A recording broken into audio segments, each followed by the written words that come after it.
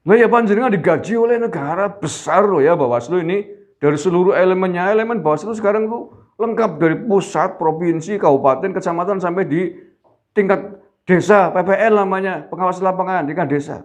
Menghamburkan uang negara triliunan rupiah hanya untuk ngurusin model-model kampanye safari politik di masjid, tempat ibadah yang lain, di luar jadwal resmi KPU nggak bisa. Bubarkan saja Bawaslu, buat apa?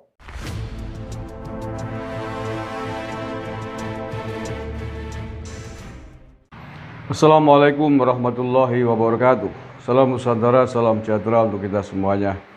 Saudara-saudaraku sebangsa setanah air yang saya cintai, saya banggakan, Bawaslu, Badan Pengawas Pemilu, dalam waktu dekat kemarin bertemu dengan Menteri Agama, Gus Yakut, terkait dengan banyaknya aduan, laporan, keluhan, kegiatan Partai Nasdem dan Anies Baswedan dalam rangkaian safari politiknya yang kerap kali menggunakan masjid sebagai sarana bertemu dengan audiennya. Yang terakhir adalah di Aceh, di Masjid Baitur Rahman Aceh. Di situ terjadi kesepakatan atau deal politik warga masyarakat Aceh yang hadir di kawasan Masjid Baitur Rahman mengatakan siap mendukung Anies Baswedan untuk menjadi calon presiden. Sebelum itu juga Anies Baswedan melakukan safari politik dengan mampir ke masjid dengan agenda yang sama, di antaranya di Tasikmalaya dan juga tempat-tempat yang lain. Nah, oleh karena itulah kemudian banyak pihak yang menyayangkan, menyesalkan, mengutuk kegiatan Anies Baswedan ini yang khususnya dilakukan di masjid-masjid karena dianggap mencederai kesucian masjid. Selain juga dianggap mendahului atau mencuri start kampanye. Bahkan di Aceh kemudian aksi itu dilaporkan oleh sekelompok masyarakat kepada Bawaslu. Nah, terkait dengan itu semuanya Bawaslu kemudian berkoordinasi dengan Menteri Agama tentang pelarangan masjid dijadikan sebagai ajang kampanye politik praktis. Karena memang di Undang-Undang Pemilu ada larangan itu. Akan tetapi kemudian Bawaslu ngomong bahwa Bawaslu sejauh ini belum bisa menindak atas apa yang dilakukan oleh Anies Baswedan dengan safari politiknya di masjid-masjid itu. Karena belum masanya kampanye secara resmi yang diatur oleh KPU. Belum masuk pada tahapan kampanye. Bawaslu ngomong, Bawaslu hanya mengatakan hanya bisa menghimbau kepada Anies Baswedan dan siapapun untuk tidak melakukan kampanye politik di masjid. Lebih dari itu tidak bisa, hanya bisa menghimbau.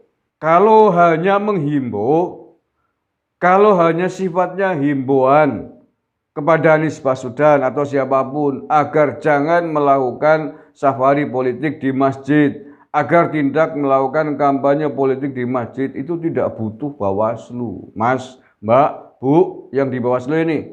Kalau hanya himbauan, seluruh aparatur pemerintah terkait bisa melakukan itu. Bahkan tokoh-tokoh masyarakat biasa yang tidak digaji oleh negara pun bisa. Tokoh masyarakat misalkan, tokoh agama, ormas agama, kalau hanya himbauan mereka bisa melakukan. Termasuk saya bisa melakukan. Saya himbau kepada seluruh partai politik, kepada seluruh calon presiden untuk tidak melakukan kampanye safari politik di masjid, karena itu bisa memecah belah persatuan dan kesatuan bangsa, bisa memecah belah umat, bisa menimbulkan friksi, bisa menimbulkan clash, konflik horizontal antar jamaah masjid yang berbeda-beda pilihan politiknya. Kalau hanya begitu saya bisa. Orang-orang tokoh-tokoh yang tidak digaji oleh negara untuk ngurusin pemilu bisa. Kalau Bawaslu ya, jangan himbauan dong, bikin peraturan.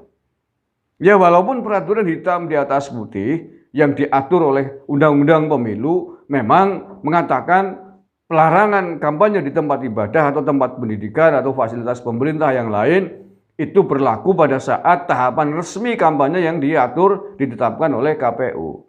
Tetapi substansinya kan kita tahu, substansinya adalah mengapa dilarang berkampanye di masjid, di tempat ibadah, di fasilitas pemerintah, karena bisa membahayakan persatuan, bisa menimbulkan masalah. Kan jamaah masjid itu pasti berbeda-beda pandangan dan pilihan politiknya. Nah, apakah dasar hukum untuk melarang mereka, menegur mereka, para peserta pemilu, para politikus berkampanye di masjid hanya undang-undang pemilu itu? Bawaslu kan hanya salah satu perangkat aparatur pemerintah di negara ini yang digaji besar oleh negara untuk ngurusin pemilu, untuk ngurusin kenyamanan pemilu, agar tidak ada pelanggaran pemilu. Bawaslu tidak bekerja sendiri, bisa berkoordinasi dengan aparatur negara yang lain, dengan kepolisian, dengan kejaksaan, dengan TNI, dengan Polri, dengan Forkompimda setempat. Mestinya kan bisa membuat kesepakatan bersama, berdasarkan atas substansi dari mengapa pemilu di tempat ibadah itu dilarang. Membuat keputusan dan kesepakatan bersama di masing-masing level tingkatannya. Bawaslu kabupatennya, Forkompimda kabupaten, Bawaslu provinsi, Forkompimda provinsi, dan seterusnya Bawaslu pusat. Nah ya panjenengan digaji oleh negara besar loh ya Bawaslu ini. Dari seluruh elemennya, elemen Bawaslu sekarang tuh lengkap dari pusat, provinsi, kabupaten, kecamatan, sampai di tingkat desa, PPL namanya, pengawas lapangan, tingkat desa. Menghamburkan uang negara triliunan rupiah. Hanya untuk ngurusin model-model kampanye safari politik di masjid, tempat ibadah yang lain, di luar jadwal resmi KPU nggak bisa. Bubarkan saja Bawaslu, buat apa? Memboroskan uang negara. Nah ya kalau hanya seperti itu tanggapannya, sikapnya, kebijakannya, keputusannya, loh saya bisa, orang kampung bisa. Buat apa menghamburkan uang negara triliun rupiah? Bawaslu kabupaten hari ini tuh 5 tahun kerjanya loh ya. Lalu untuk apa 5 tahun kalian digaji oleh negara? Kalau hanya ngurusin kayak gitu aja nggak becus. Lah ya, berapa itu uang negara dihamburkan untuk Bawaslu kalau hanya kayak gitu aja nggak bisa. Kalau hanya kemudian berargumen ini diatur di Undang-Undang Pemilu, nanti pada saatnya tahapan kampanye pemilu, lah buat apa Anda kerja 5 tahun? Ya tentulah kreatif gitu loh. Termasuk dalam membuat kebijakan harus berinisiatif. Substansinya kan mencegah jangan sampai terjadi pelanggaran pemilu, kan begitu. Hal-hal yang belum diatur di Undang-Undang Pemilu secara detail, ya dibikin dong aturan baru, yang penting substansinya tadi, agar pemilu berjalan dengan aman, nyaman, tentram, dan damai, tidak ada pelanggaran.